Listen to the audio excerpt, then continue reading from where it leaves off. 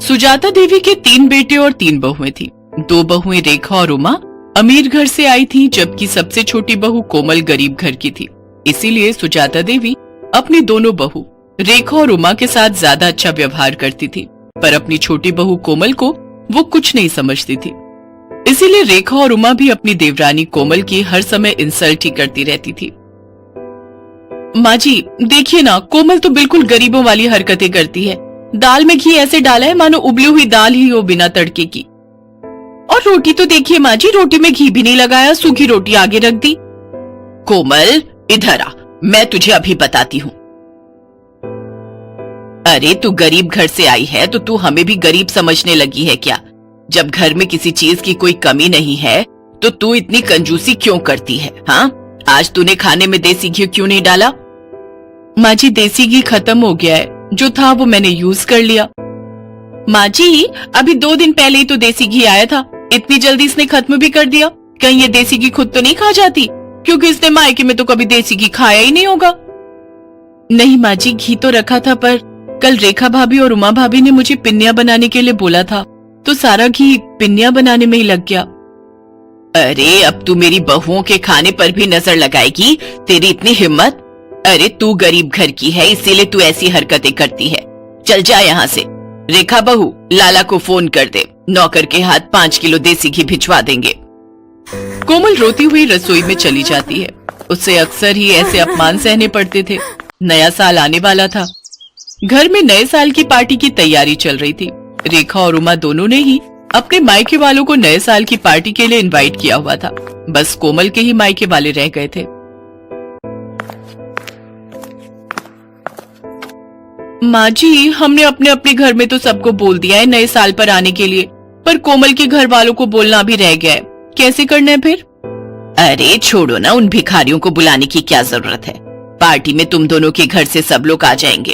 अब तुम्हारे मायके वालों में और कोमल के मायके वालों में बहुत फर्क है। नहीं माँ जी ऐसा मत कीजिए, मैं तो कहती हूँ इसके मायके वालों को बुला ही लेते हैं। सबके सामने उनका ऐसा अपमान करेंगे कि ये हमेशा याद रखेंगी। कान इधर लाइए, मैं आप सबको समझाती हूँ। रेखा और उमा अपनी सास के साथ मिलकर कोमल के मायके वालों को अपमानित करने की योजना बनाती हैं। बहू, घर में नए साल की पार्टी है, रेखा और उमा के मायके वाले भी आ रहे हैं, तो मैं चाहती हूँ कि तुम भी अपने मायके वालों को न्योता दे दो। इस बार नया साल हम सब मिलकर मनाएंगे। जी माँ जी, मैं फोन कर देती हूँ। अब आएगा मजा, आने दो इसके मायके वालों को। कोमल को जरा सी भी भनक नहीं थी कि उसकी पीठ पीछे उसकी सास और जेठानियां उसके खिलाफ क्या षड्यंत्र रच रही है। 31 दिसंबर का दिन आ जाता है। कोमल के ससुराल में पार्टी की तैयारी चल रही थी। रेखा और उमा के मायके वाले आने शुरू हो गए थे। रेखा और उमा ने रसोई में घुसकर तक नहीं देखा, वो तो अपने मायके वालों के साथ ही बातों में लगी हुई थी। कोमल बहू, मेहमानों को पकवान परोस दिए ना? अच्छे से घी मिर्च मसाले बढ़िया डाले हैं ना? कोई कंजूसी मत करना। मेहमान खुश होकर जाने चाहिए। और तुम्हारे माता पिता भाई बहन सब कहाँ रह गए? बड़ी देर कर दी उन्होंने आने में। वो लोग भी समय पर आ जाते तो पार्टी का मजा ले लेते। जी माँ जी, मैंने सबको खाना परोस दिया है और वो मम्मी से मेरी बात हुई थी, बस पहुंचने वाले हैं। तभी कोमल के मम्मी पापा और भाई बहन आ जाते हैं। नमस्ते जी नमस्ते, आओ आओ, बड़ी देर कर दी आप सबने आने में। आज 31 दिसंबर की वजह से बहुत भीड़ थी, ऑटो भी नहीं मिल रहा था। बड़ी मुश्किल से ऑटो मिला तो हम पहुंचे हैं। हाँ, मैं तो भूल ही गई थी। वो रेखा बहू और उमा बहू के घर वाले गाड़ी से आए हैं ना, तो मुझे आप लोगों का ध्यान ही नहीं रहा कि आप लोगों के पास तो गाड़ी ही नहीं है, और आप लोगों की तो इतनी हैसियत भी नहीं है कि गाड़ी खरीद सको। खैर छोड़ो, आओ आप सबको रेखा बहू और उमा बहू के घर वालों से मिलवाती हूँ। समधन जी, ये कुछ मिठाई लाए थे नए साल के आने की खुशी में। रख दीजिए। वैसे हमारे घर तो वो बड़ी दुकान है ना जो बाजार में है, वहीं से शुद्ध घी की मिठाई आती है। देखते हैं, अगर हमने नहीं खाई तो घर के नौकरों को दे देंगे, उनका भी तो नया साल है। कोमल सब सुन और समझ रही थी। वो अब तक ये जान चुकी थी कि उसके मायके वालों का बहुत अपमान हो रहा है, पर वो उस समय चुप रही। कोमल की जेठ जेठानी अपने अपने घर वालों की आवभगत में व्यस्त हो गए। सूरज ये सब देख रहा था। कोमल, अपने मम्मी पापा के लिए भी प्लेट लगा दो, सब लोग खाना खा रहे हैं। तुषार, ज्योति, चलो तुम लोग भी खाना खा लो, चलो। जी हाँ, बस मैं लगा ही रही हूँ। मम्मी पापा, तुषार, ज्योति, आओ बैठो, मैं आप सबको भी खाना परोस देती हूँ। कोमल जैसे ही खाना लेने रसोई में जाती है, वो देखती है सारे बर्तन खाली थे, उसमें खाना था ही नहीं। कोमल घबरा जाती है। अरे, बर्तनों में तो खाना ही नहीं है, मैंने तो बहुत सारा खाना बनाया था। क्या हुआ कोमल, तुम परेशान क्यों? अपने घर वालों के लिए खाना लगाओ। अच्छा नहीं लगता वो सब ऐसे ही बैठे हुए हैं। क्या खाना लगाऊं? खाना तो बचा ही नहीं है। मैंने इतने सारे पकवान बनाए थे, बल्कि ज्यादा ही बनाए थे। रसोई में तो कुछ भी नहीं है। अच्छा नहीं लगता सबसे इस बारे में पूछना। रुको, मैं कुछ करती हूँ। पर ऐसा कैसे हो सकता है? अगर तुमने ज्यादा खाना बनाया था तो आखिर खाना खत्म कैसे हो गया? मैं अभी माँ और भाभीियों से ये बात पूछता हूँ। नहीं नहीं, अच्छा नहीं लगता, सब मेहमानों के बीच में बैठे हैं। कोई नहीं, मैं सबके लिए कुछ और बना देती हूँ, थोड़ी देर लगेगी। रुको, मैं बाजार से कुछ ऑर्डर करता हूँ। तुम कहाँ इतनी जल्दी जल्दी सब कुछ बना पाओगी? नहीं नहीं, बाजार का मंगवाओगे तो सबको पता चल जाएगा। आप टेंशन मत लो, मैं कुछ बना लेती हूँ। कोमल के मायके वाले बहुत देर तक बैठे रहे।